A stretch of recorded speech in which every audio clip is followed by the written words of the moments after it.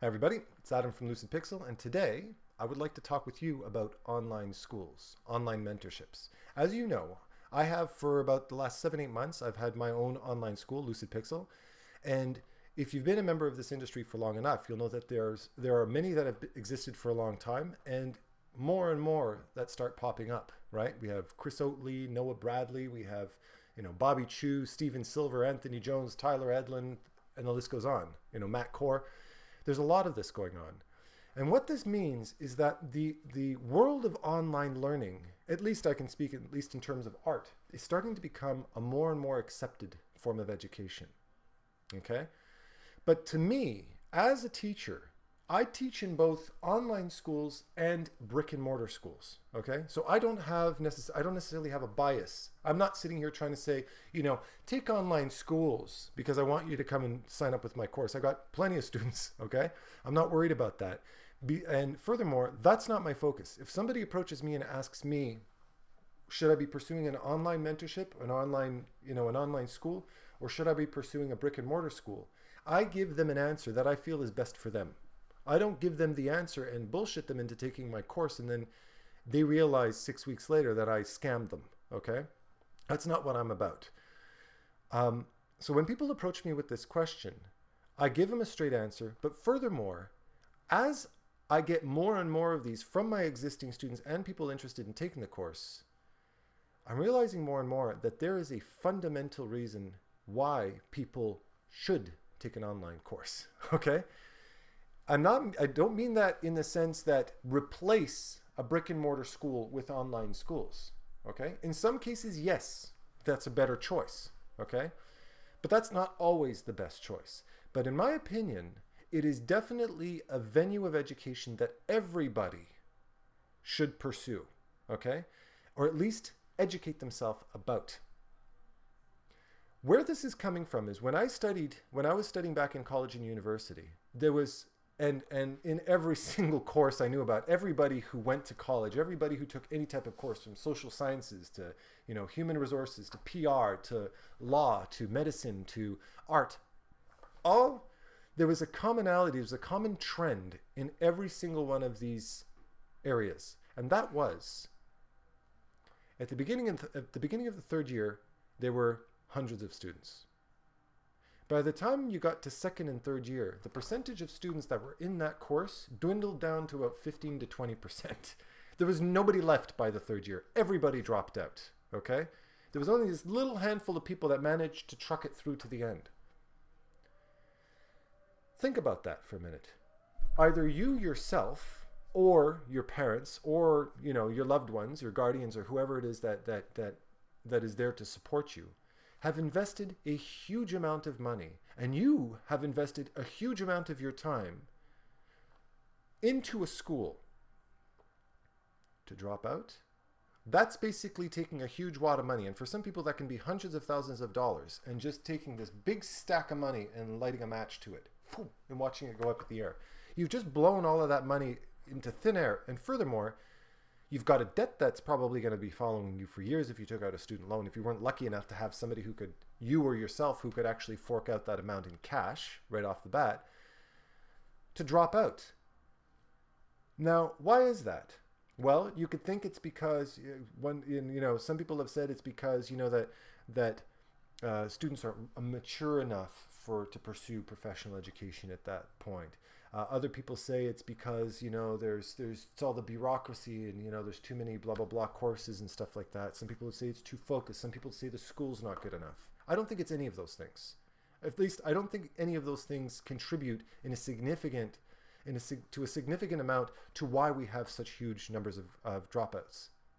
In my opinion, and as I'm observing now with the students that are taking my online course, the reason why people are dropping out is because they aren't educated on the type of education they want to pursue yet. Okay? Has nothing to do with maturity. It has to do with the fact that they have no clue who they are artistically yet. And they're making the mistake of thinking that going to a brick and mortar school and spending 3 years in this course, they're going to find the answer. And the answer is not likely. Maybe for that small 15% of students that are left, Maybe they realized that this was something that mattered to them, but the other 85% realized it wasn't. But they did so at a huge cost of time and money, and ended up feeling like failures. They weren't good enough. They weren't fit for the industry. That's nonsense. You're perfectly fit for the industry, but before you know if you're fit for the industry, you first have to figure out what industry you belong in. Are you more of a film person? Are you more of a visual storyteller? Are you more of a designer? Are you more of an illustrator? Do you want to work in books? Do you want to work in film? Do you want to work in video games? Do you want to work in trading card games? Do you want to work in a fine art gallery and sell your pieces personally? What kind of artist are you? That's the number one question, and that's the number one topic that I address with my students, okay? Is not only technical and artistic pursuit and growing technically and getting better at their art, it's figuring out where they belong, where they want to go with their art, where are they best suited, what are their strengths, what are they most passionate about, what comes naturally to them. They're trying to figure that stuff out, and this is regardless of age. I know I'm almost 40 years old myself. I have students ranging from 16 to 65. I've got everything in between, okay? And it's the same thing for everybody. Everybody is sitting there trying to figure out, where the hell do I belong, okay? This is a very strong focus. When I have people that write me up, they email me or they message me or whatever the case might be, and they want to know whether or not they want to take the course, the reason why is they don't know what to do with their art to find a career. Furthermore, they need to figure out who the hell they are in the first place. That is a big question, okay? That requires somebody who can sit down with you personally, one-on-one, and sit you down, look at your art, get to know you on a personal level, have conversations with you, start to get to know what your personality's like, and start to see, pick out strengths, pick out little things that shine in your art, and bring that to the surface and help them exploit that, okay? And that is, A, it's a hugely exciting thing to do, and secondly, all of my students, every one of my students have had these kind of eureka moments where they went, oh my God, yes, you know, this clicks for me. Now, that clicked for them. That click that they had is what should be happening before they go to a 3-year, you know, and $150,000, $350,000 school, okay? You shouldn't be going there to figure that out. In my opinion, you should already know that before you go to a brick and mortar school. Okay. Now with my online mentorship, it's 8 weeks long. It is currently, at least, you know, at this particular date, we're August 5th, 2015. It's an 8-week course. Okay. In that 8 weeks is more than sufficient time to build your portfolio and to build your skills up to pretty much a professional level, if not well beyond professional level. Okay. But most importantly, discover where you want to go with your career.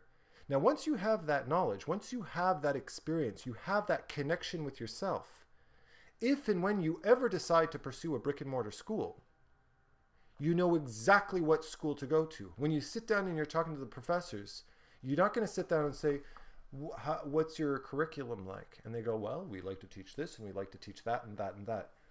What are your teachers like? What do your teachers focus on? Okay. Generally, you don't ask questions like that. You feel a bit too shy to ask questions like that. But when you've taken an online mentorship, or you've taken the time to educate yourself on where you belong and where you want to go with your career, when you walk into a school and you're sitting there with $150,000 or $250,000 in your hand and you're about to hand it to them, you're not going to hand that money to them until you figure out that they're exactly the right teachers for you. You're going to study them. You're going to learn about every individual teacher. Find out what the teacher's reputation like. Are they good teachers or are they crappy teachers? Okay? All of these extracurricular courses that you got to take, are they worthwhile or not? Is this worth 3 years of my time to pursue it there, or should I go there instead? Okay? Now, some of the arguments that you very often hear, and remember, I teach in brick and mortar schools. I don't have a bias, okay? I love teaching in brick and mortar schools as much as I love teaching my online school, okay? I love to teach. So I'm not sitting there trying to pitch everybody to come and take my course. I've got plenty of students. I'm not worried about that. What I want to do is start to put a stop to this huge, ridiculous waste of money and time. And I'm sick and tired of students themselves taking the blame for being dropouts and losers. You're not a dropout and a loser. You just were looking in the wrong place for the wrong answers and you paid the wrong price for it. You're kind of you're being taken for a bit of a ride, okay? If I'm going to give $250,000 to anybody, I want to know every single in and out of that person. I want to know how they teach. I want to know what their personality's like. I want to know what their curriculum's like. I want to know how much time they're going to invest in me. Hey, shit, if I'm going to give you $250,000, I want you to be sitting by my side 24 hours a day, ready to answer my questions anytime I feel like it. Okay? That's my opinion about spending that kind of money. Of course, I don't want to do that to anybody, so it's kind of a ridiculous arrangement in the first place. But this is something that I'm very serious about. And this is one of the main reasons why I started my online course. So these questions can get answered, and they can address very specific technical needs and really truly figure out where they want to go with their career, what their strengths are artistically, so that by the time they finish the mentorship, they're on a straight path towards their goal. And the straighter your path, the better your chances are of your course, your future improving quickly, instead of taking all these detours in the pursuit of trying to figure yourself out. Guilty, okay? That's what happened to me. And that's why I don't want anybody else to go through, because I know how much time was wasted in my career diversifying myself so much, trying to figure out who the hell I was and what type of future I had as an artist, okay?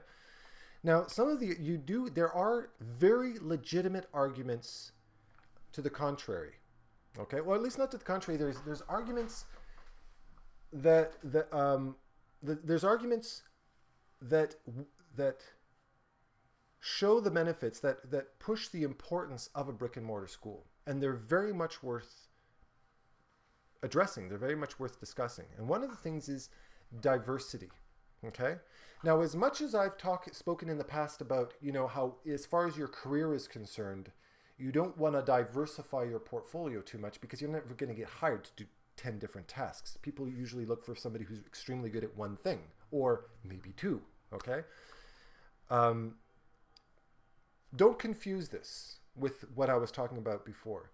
In a school, they talk about diversity. In the college that I teach at, we teach, Premiere, we teach After Effects, we teach 3D, we teach texturing, modeling, rigging, animation, 3D, 2D, drawing, all the whole gambit, okay?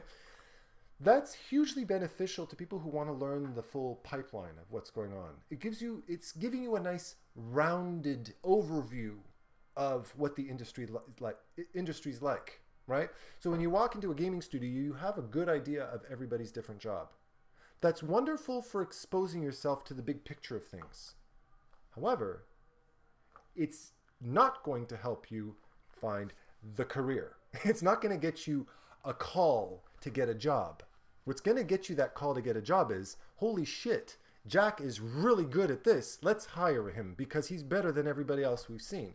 That's what's going to get you the job, okay?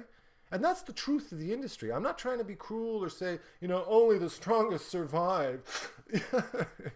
No, I'm not saying that. I'm saying the reality is people are not looking for people who are mediocre. People are looking for artists that are really, really good, okay? This is something that's important to address. So diversity doesn't necessarily answer the career question. It just gives you, in essence, it's telling you here, for $250,000, here's a choice of 20 different things that you can or cannot do if you're interested, if you can actually handle learning all of those things simultaneously. That's up to you, okay? So, but you take a course. In that course, imagine taking one course. In that one course, you are really, really grinding down and learning this particular topic extremely well. And in the process, you're also starting to really discover who you are and where you want to go with your career. You get to the end of the mentorship and you go, holy shit, I really want to do this. I need to learn that skill too. Combine them in with what I know now to help me really kick off my career. Okay. So you finish the mentorship, you know exactly where you're going, you take another mentorship, and then you take another mentorship and another mentorship. You've taken 3 or 4 mentorships. This entire thing has cost you about 4 to 6 months out of your life. It has cost you maybe, if you do the math, if they were all around the same price, anywhere $4,000, $5,000, $6,000, okay? $6,000, not $250,000, $6,000. And you've just learned advanced level in all of these things that you want to learn that pertains particularly to your career. Furthermore, you're connecting with other people that are extremely passionate about exactly the same thing. They have a very specific career path. These people end up becoming very important to you. When you're joining these online schools, you're also connecting with all of your kindred spirits, people who are interested in exactly the same thing. In my personal opinion, the whole argument about diversity still doesn't explain the huge cost. It really doesn't, okay? It really doesn't at all. So in my personal opinion, one of the biggest things to really strongly consider as somebody who wants to pursue a real, true professional career in art is educate yourself on your education. And if you're going to invest huge amounts of money towards your future, make sure you get exactly what you're looking for. Okay? And you're not going to find that in a brick and mortar school. You're going to find that in an online mentorship. My personal opinion, if I could go back in time, I would have, once I finished high school, before I even thought about college, I would start looking up mentorships. Okay? I get a part-time job. I'm still living at home. You know, I get a paycheck for $600. There's an education. You know, I get another check for $600. 2 weeks later, there's another education. I've just exposed myself to a bunch of different things. I can say, this mentorship, it sucked. This one I loved. I really liked this. I really enjoyed this. I want to take this guy's mentorship, and I want to take her mentorship, and I want to take her school. Okay? And you get this huge, I would get this huge rounded idea of everything that's out there and decide at that point, is it really worth pursuing college and university or not? And if it did, I want to go there because I like those teachers and I like that curriculum and I want that, period. Because I already know who I am, and by then I'm already really good. Okay? So hopefully this helps clarify things for you. I know it's a bit of a heated discussion. I'm sorry about that. I apologize for that. But remember, if you are interested in an online mentorship, as I've been discussing this whole time, I have my own, so you can always get in touch with me. All of the information is going to be in the description of this video. Email address, all of that. There's links to my website at adamduff.com where you can go and check out all the details about my mentorship as well. And I also have categories for a lot of different mentorships as well, because of course I'm as fascinated about everybody's school out there as I am my own. Okay, so feel free to come and give me a shout, and happy learning. Take care.